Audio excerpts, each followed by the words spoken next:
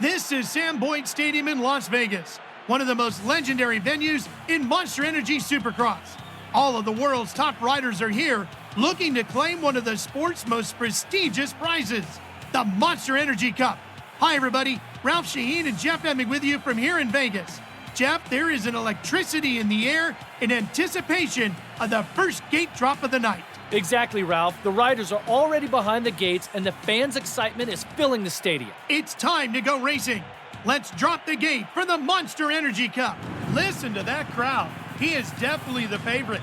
Let's see if he can capitalize on that energy and get the win. Hey, I'm Kev welcome back to the kind of update vlog for November. As we talk about what to expect on this channel for the coming months and talk about what happened last month, as well as we settled down in October after a pretty successful September with the release of WRC8. So we're hoping just keep that up in November. But yeah, thanks for the support. We've got over 700 subscribers now as well.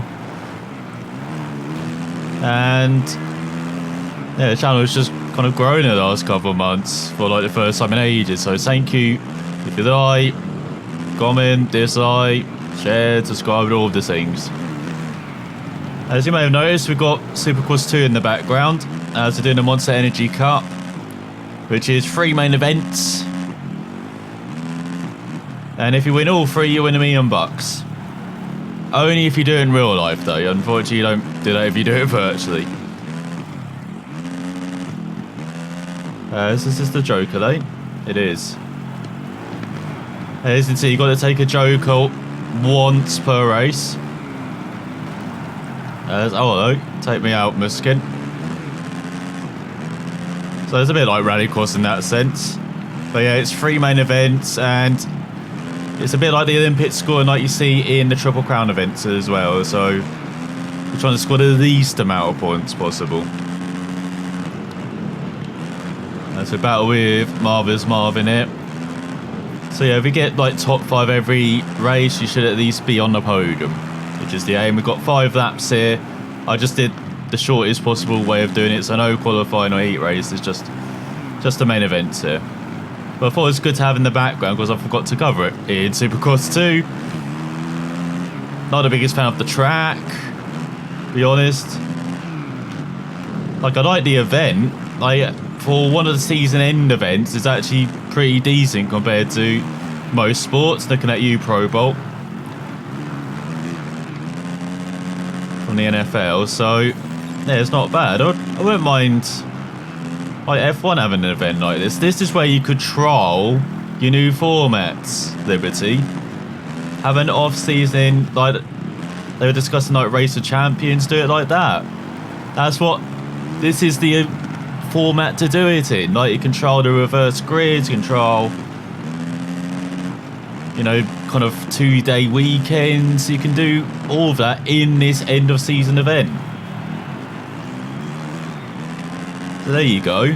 Bring back basically the Race of Champions, but do it as kind of experimental trials thing. So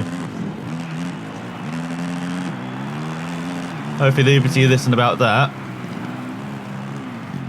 But yeah, the channel was pretty good in October. For November, it's just about continuing WRC8. Like, we've just begun the WRC series, so we'll definitely be continuing that. And just try and win the championship. I mean, the Hyundai is so much better than the Ford. I was really surprised at that. I don't mind the tweaks they've done to the game either, like they've done with the perk system. Handling doesn't seem to be too different as well, but it seems to all be working as it should. Like, I never had the performance issues that most people had. I've noticed the odd stutter now, so it's actually made it perform slightly worse, but still, it's fantastic. Love that game, absolutely love it. And you also seen the return of MotoGP 19 Pro career. I mean, I'm doing it once a week at the moment, but they may increase to at least 2 episodes per week as you try and finally get out the Moto 3 class. And as I just get used to MotoGP 19 once again. We're also trying to do all the historical challenges as well from that. Maybe even check out online again. It's been a good while. I'm not sure if many people are still playing online unless they're in leagues. So yeah, I did have to see that. And then apart from that, you got the usual iRacing, got ACC as well, video coming out because they've had the 1.1 update come out, so I definitely want to show that off and see if it's actually a good time to hop into ACC. Or we should wait a while longer until they had, say, the DLC content following to the Continental Cup, or just hop in now, basically. So, yeah, perspective video on ACC finally. And then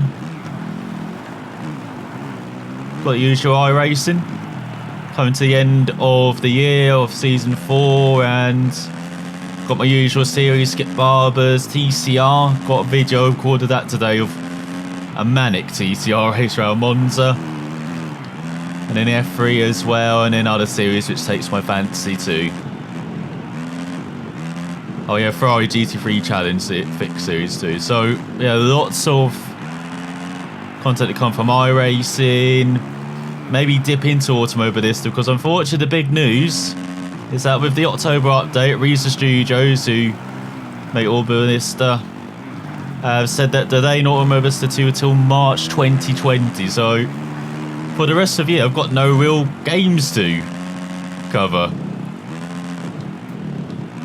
And that might be the earliest one next year as well that I'm really looking forward to. So for the next couple of months, then we might have to go back to series, finish them off, such as Ride 3, Isle of Man TT, Showtime. Didn't really Showtime, did we? But yeah, lots of content to come from Sims, specifically trying to back and go back to series and finally end them. We will have the Barge Control HD, like Barge 1500, 200 coming up in November, because that's when the Barge 1000 is held. Very excited to see what Alexander Rossi does this year. Hopefully he doesn't run into traffic like he did last year and can do well for Honda. And it's great seeing as well him and Hinch compete in the Bathurst 1000 last month. So it's great seeing IndyCar drivers, you know, kind of get out of their discipline, out of being single seated. So I hope we see, say, F1 drivers do that a bit more as well. Especially as McLaren are now in IndyCar. And they've kicked Hinch to the curb in a very popular position about one of the most popular drivers in all of motorsport. So yeah, good job there. Or at least in IndyCar circles, probably the most popular driver. So yeah, lots to look at and go back to. I also got Dakar 80 to finally finish. I believe I've still got the Argentina leg. I've done Peru and I've done Bolivia. So yeah, it's just the Argentina leg, the last 4 or 5 stages to do. But again, it's just been finding the time to do them and keeping up with the other series that I do, because WRC takes like an hour to record now, like each round. Same for MotoGP 19, even though you get videos that are half the length, I still need to practice and still need to get good at MotoGP 19 again. It's not like this, like Supercross 2, as you can see, Portugal opponents are very easy, so it's just easy to pick up and play. Oh, Supercross 3 is like that. Oh, that's coming in February next year, so actually that'll be our first game. And then in March we have Automobilista 2 coming.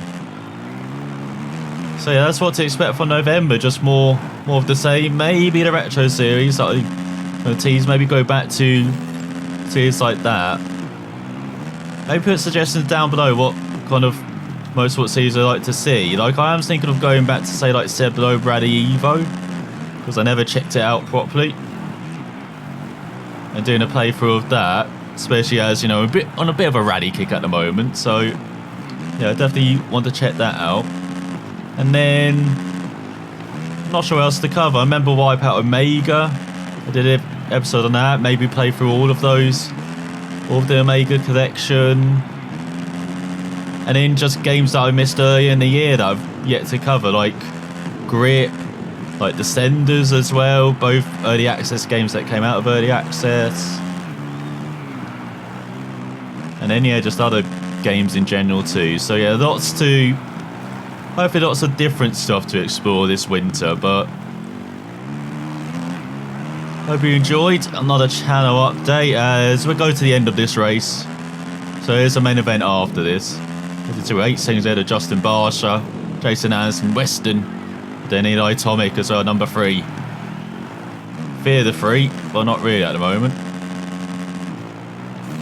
Even though I'm not the biggest fan of the layouts for these Monster Energy Cups, it seems like Vegas is our kind of venue as we do a strike. Yeah, the jump blocks. Yeah, definitely looking forward to Supercross 3 coming out next year. I thought they changed the Joker lane and for every event, guess not. But yeah, they do this in the Monster Energy Cup as well, going back to why F1 should maybe have an event like this to trial different formats, especially as he got voted down in 2020 for them to trial qualifying races. To be honest, I don't know why they're trying to change qualifying. It's the best part of the weekend in F1. But yeah, for this third race, for the first time, they've done the reverse of this circuit. Can you imagine that in F1, doing a reverse of, say, Russia or something? I mean, anything to make that circuit good. So, yeah, you could do that. Or Baku, going downhill past the castle turns. Now that would be something. And I think, unfortunately, due to the homologation that the FIA have, I don't think that would be possible, but because the circuits are graded on the way they actually run normally, not, reverse way. So we'd have to be all homologated, might have to make changes and everything. That's the reason why back in 2005, the infamous US Grand Prix, while we didn't have like a special chicane put in the final corner due to the Michelin's failing, because Max Macy wouldn't let it happen. You said, we've got to re-homologate the circuit. It's not FAI grade then. Can't hold F1 if you put in a chicane to slow cars down through a very fast corner. Idiots. That whole thing was just politics and bullshit. Unfortunately, that year's 2005 years though. Grand Prix. There's actually a video I saw on Twitter the other day where Murray Walker was talking over an old board lap of Nelson Piquet and his Lotus around Detroit in 1988. And he said back then that F1 tried to break the American market by going to street races and doing these temporary events around Detroit, Dallas, Caesar's Palace, and that Las Vegas Grand Prix car park. Doing it that way to break America, and it's never going to work because they always last a couple of years and it's a rubbish way of showing off F1 cars and how good they are. So of course Liberty are taking that idea with Miami now. And the crazy thing about that, for going to Miami, doing a street race there, is that F1 have broken America. They've had a circuit specifically built for them. In the Circuit of the Americas in Austin, Texas, back in 2012. They've been racing in America for almost a decade now at that circuit, and yet they still want to go down this street race route, which 30 years ago in the 80s failed when Bernie did it. And you think, it's going to work now? Learn from history, don't repeat it, as the old saying goes. And now they're doing 25 race calendars as well for F1, which is probably the stupidest thing in motorsport, because you want to introduce a cost cap in 2021, yet you want to add more events to your product to chase the dollars, basically. Yet teams are probably going to have what, 2 or 3 different outfits? Like, how are they going to do 25 events each person? They'll never be home.